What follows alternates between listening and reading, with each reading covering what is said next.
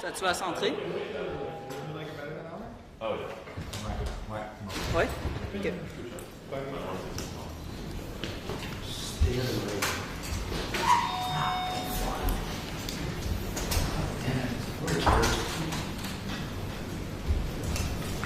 We still don't know if she's here or not, right? Is she?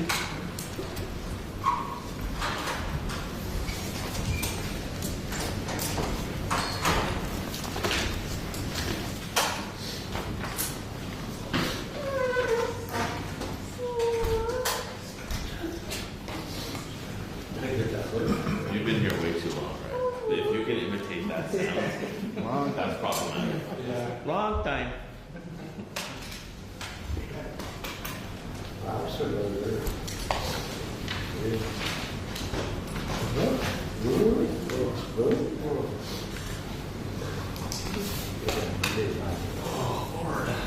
Ah, Lord. Get out of my mystery. Oh my God. You okay? How you doing, Chief? Yeah, I got it. No sound. It says the guy around the camera. Yeah, he said that this was an after. Okay, is that going on? Some days they just Any want second. to know.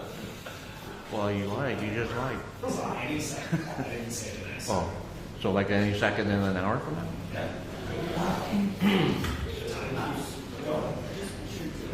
Do we have time for that? Do we have time for that? Sarah, did you want to maybe adjust the flags back into the little cubby holes?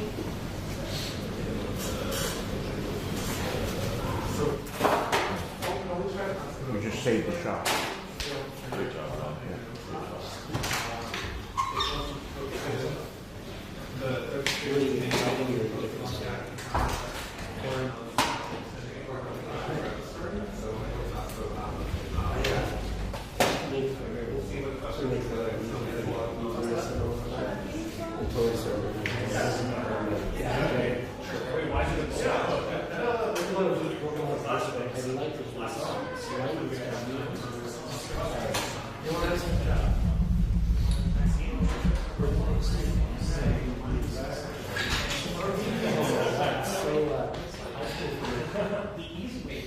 I think he's dead.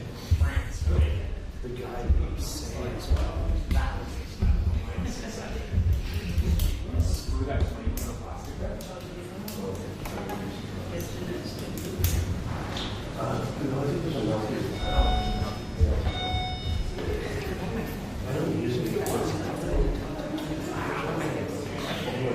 If they brought a pen and paper, it's not my fault.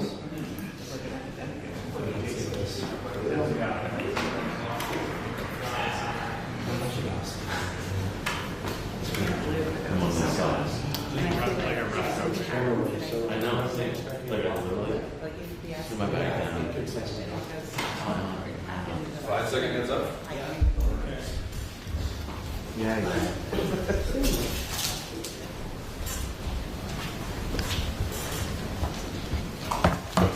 Bonjour tout le monde. I want to take a moment and just apologize for being a little late here. My flight out of Toronto was late, so I got here as soon as I could. Good morning. Thank you all for joining me. I am monitoring the serious and rapidly evolving security situation in various regions of Mexico, in particular the Jalisco State, including Guadalajara and Puerto Vallarta, Guerrero State, including Acapulco, Michoacan State, Sinaloa, including Mazatlan, Quintana Roo, including Cancun, Baja California, including Tijuana and Tecate, Nayarit. I am in contact with my Mexican counterpart, who expects the situation to normalize in the coming days. Our ambassador and consular staff are working with their counterparts to ensure that Canadians remain safe. Last evening, we updated our travel advisory to first expand the list of affected areas, to alert that volatility may continue to spread, and 3, align travel advisories with that of our peers.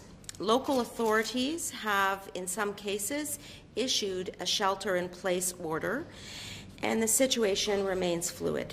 All Canadians in affected regions should heed the direction of local authorities and travel only when it is safe to do so. As of 7 o'clock this morning, 26,305 Canadians in Mexico have registered with Global Affairs Canada. That is an increase of nearly 8,000 from the same time yesterday. Registration is voluntary. We know that the actual number of Canadians in Mexico is likely much higher. In the last 24 hours, Canada's Emergency Watch and Response Centre has received 440 calls from Canadians who are seeking information about flights and travel advisories. Global Affairs Canada is adding additional surge personnel to handle the increased call volume. A word of encouragement: all Canadians traveling or living abroad are strongly encouraged to register with Global Affairs in order to receive timely updates and information about the ongoing situation and travel advice. We have seen Canadians register in the thousands just in the last 24 hours. I would like to give you the telephone number for Canadians to register: 613-996-8885, sos@international.gc.ca. Canadians should also monitor airlines' communications for the status of their flights. We are in contact with the airlines and with Mexican authorities to ensure that service is safely restored as soon as possible. The safety and security of Canadians abroad remains our highest priority. We are going to continue to provide updates to you as the situation evolves. I ask that all Canadians follow local guidelines, including sheltering in place, if that is what local guidelines are dictating. Bonjour, merci de vous joindre à moi aujourd'hui. Je voudrais vous offrir mise à jour sur la situation sécuritaire et cette situation est fluide maintenant au Mexique. Premièrement, les régions du Mexique sont l'État de Jalisco, y compris Guadalajara et Puerto Vallarta, l'État de Guerrero, y compris Acapulco, l'État de Michoacán, l'État de Sinaloa, y compris Mazatlán, l'État de Quintana Roo, y compris Cancún, Baja Californie, y compris Tijuana et Tecate, et Nayarit. Je reste en contact avec mon homologue mexicain qui a dit qu'il anticipe que la situation va normaliser dans les prochains jours. Les autorités locales ont émis des ordres de confinement dans certaines localités et la situation reste fluide, comme j'ai dit. Tous les Canadiens qui se trouvent dans les régions touchées doivent suivre les directives des autorités locales et ne se déplacer que lorsque cela est sécuritaire. À 7 heures ce matin, à peu près 26 000 Canadiens au Mexique s'étaient inscrits auprès d'Affaires mondiales Canada. Cela représente une augmentation de près de 8 000 personnes dans les dernières 24 heures. Comme l'inscription est volontaire, nous savons que le nombre réel de Canadiens au Mexique est probablement beaucoup plus élevé. Au cours des dernières 24 heures, le Centre de surveillance et d'intervention d'urgence du Canada a reçu 440 appels de personnes cherchant des informations sur les vols et les avis aux voyageurs. Affaires mondiales Canada renforce ses effectifs afin de faire face à l'augmentation de volume d'appels. Tous les Canadiens qui voyagent à l'étranger sont encouragés à s'inscrire. L'adresse courriel est sos@international.gc.ca. Les Canadiens doivent également suivre les communications des compagnies aériennes pour connaître l'état de leur vol.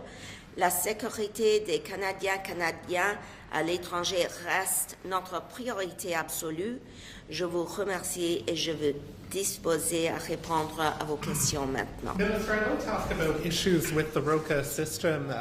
You're asking today that people register, but that wasn't in your tweets yesterday. It wasn't in the departments. It said to follow local advisories, reach out if you need help. Now you're asking people to register. I'm wondering if that's on purpose, because we know that there were issues with the system. We've heard from multiple Canadians that the website has crashed. What is the status of the ROCA system? Have there been issues? And was it deliberate that it was MPs asking people to register and not the actual department and minister? Actually, our ROCA system is working well. You can see that in the fact that 8,000 Canadians have registered in the last 24 hours. With the surge in volume, there was initially technical difficulties. Those were resolved late in the day yesterday and allowed the registrations to continue unimpeded. As I said, 8,000 registration it's in the last 24 hours, 440 calls. Our system in Consular Affairs is working well. In addition to the registration and the call center, we also have consular officials on the ground at several locations in Mexico. I have here a map of Mexico, and if you take a look at this map, we have multiple consular officials at the major centers. They are all standing by, ready to assist Canadians. And I want to assure Canadians that we are leaving no stone unturned to ensure that we are providing the most accurate advice possible, and we are doing that on a rolling basis. As you have seen, I issued 2 statements yesterday. In addition to that, we have our call center highly active. We are receiving thousands, 8,000 in particular, registrations. So I want to vociferously underline that our system is working well, and where there are kinks, we are addressing them, and it is functioning well at this time. Do you believe that President Sheinbaum has the situation under control? I am concerned with the safety and security of Canadians first and foremost. In answer to your question, in my conversation with Foreign Minister de la Fuente last evening, he indicated that the situation should stabilize in the coming days, and that this was a targeted operation which will not continue. It seems to have been triggered by this, Minister. All this violence has been triggered by the security operation. Given the number of Canadians that were there, were you given any warning that this security operation was going to take place?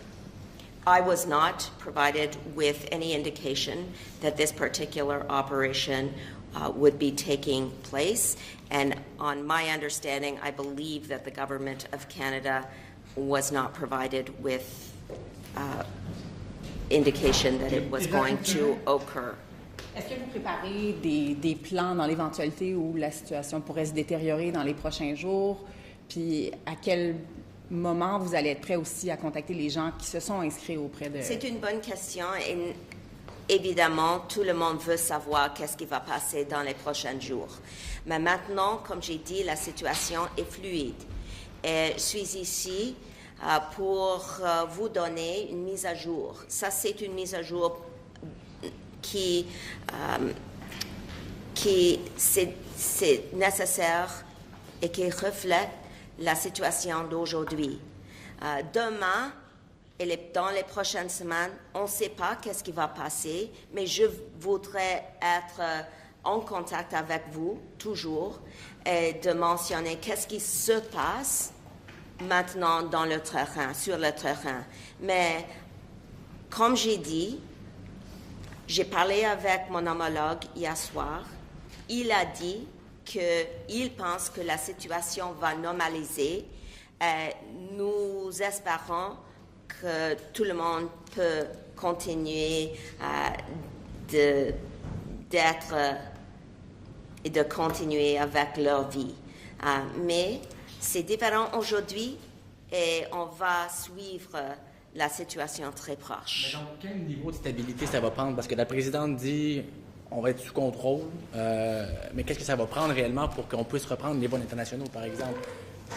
Comme j'ai dit, si on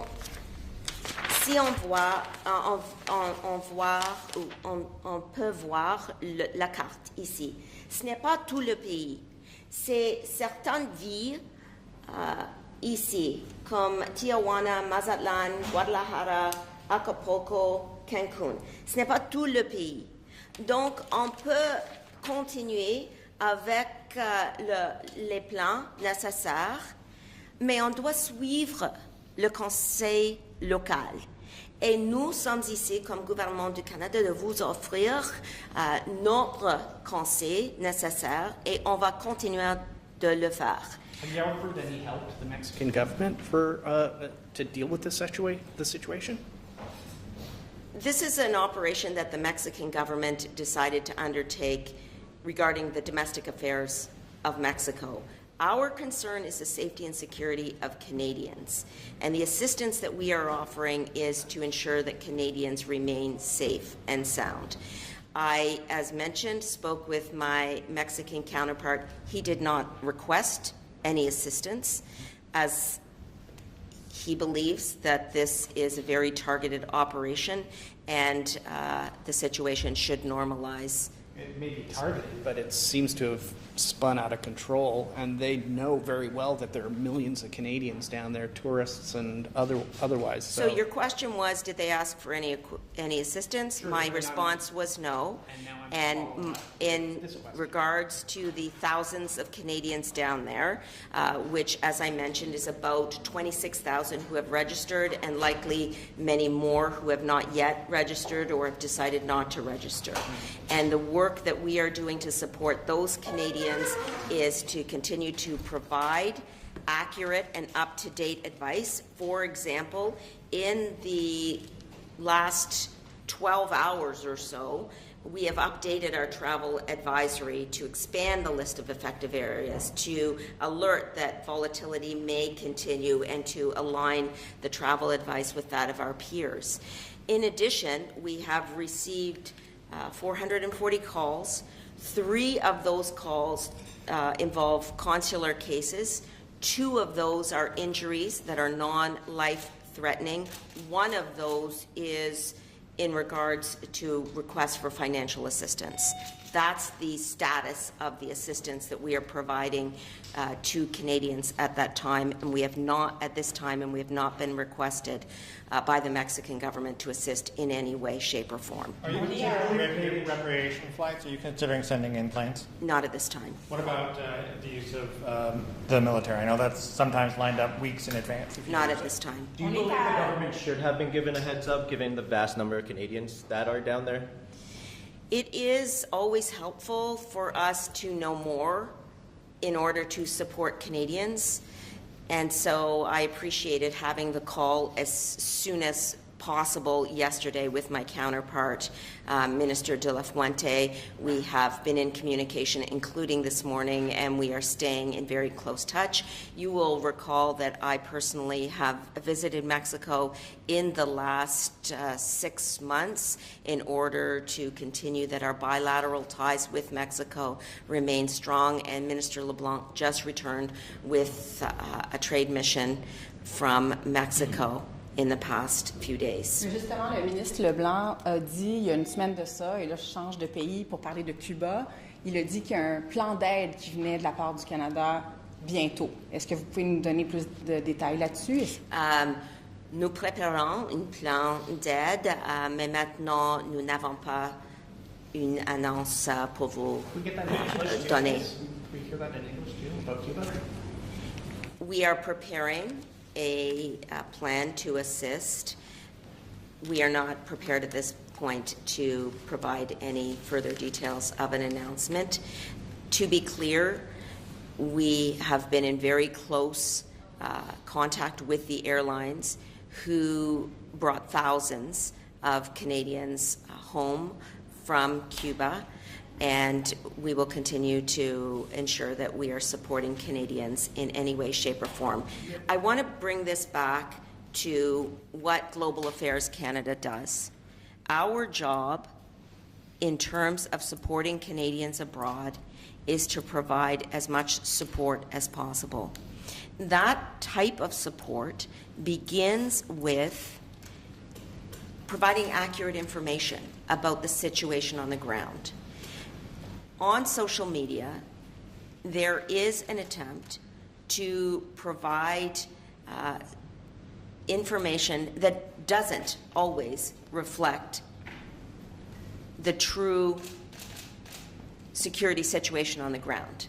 That is also concerning in terms of misinformation and disinformation that individuals may be absorbing. Another reason that I wanted to come today to speak with you is to provide accurate information to Canadians in order for them to make decisions relating to their travel and their security interests. We are doing whatever we can to support Canadians in need. That is why we are encouraging everyone to register with the ROCA system. The fact that we have had 8,000 Canadians register in the last 24 hours should provide you with a sense of the way in which Canadians are usefully relying on Global Affairs Canada. We want to hear from Canadians, and I similarly want to hear from my Member of Parliament counterparts, some of whom reached out to me yesterday. I immediately got back to them. I immediately had a briefing, provided more information to all members of Parliament via email last night. I then set up a briefing for all members of Parliament, which will occur today. In fact, the English version was occurring at 11 a.m. and the French briefing is occurring at 12 p.m. And I want to say the reason why I am here, the reason why we are setting up these briefings is because the security of Canadian nationals abroad is not a partisan issue.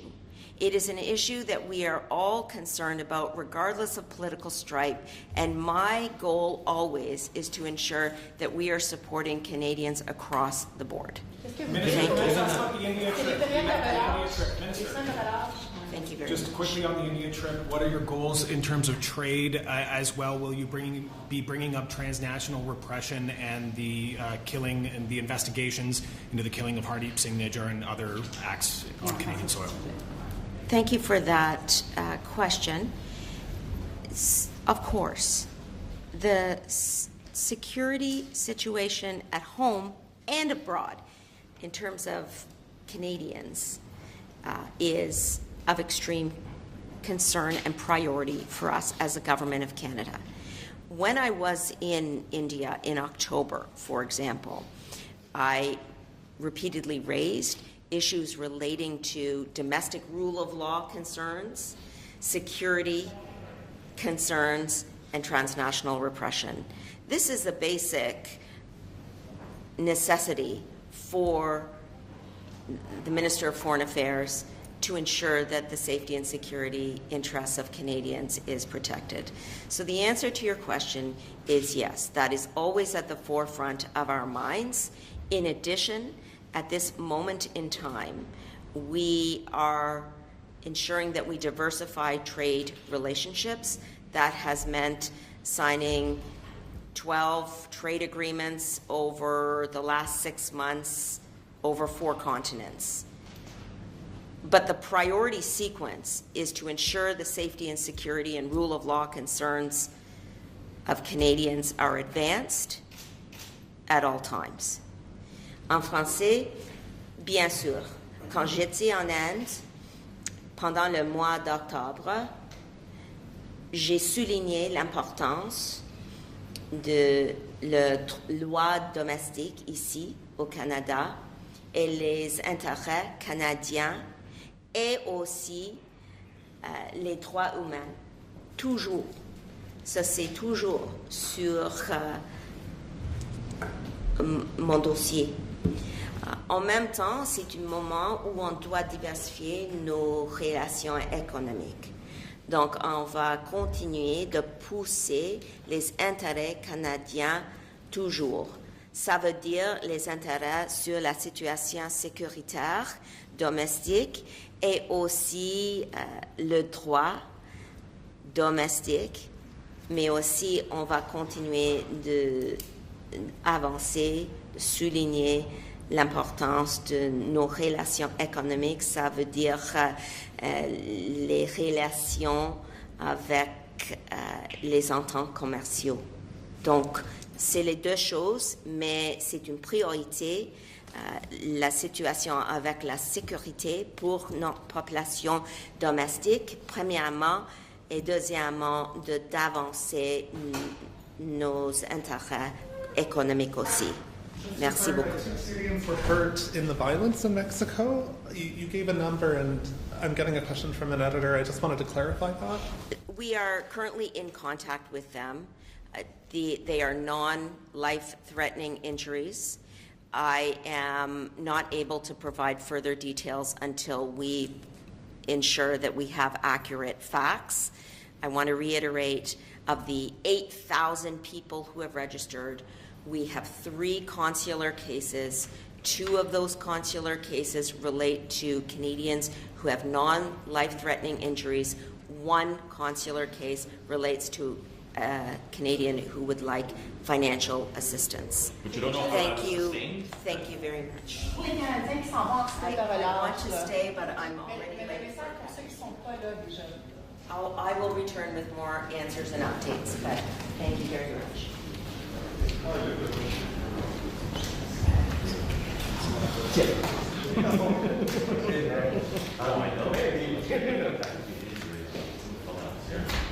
That was pretty muddy.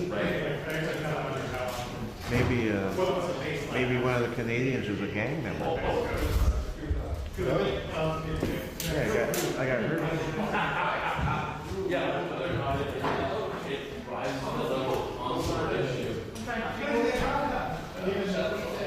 Okay, yeah, just put up on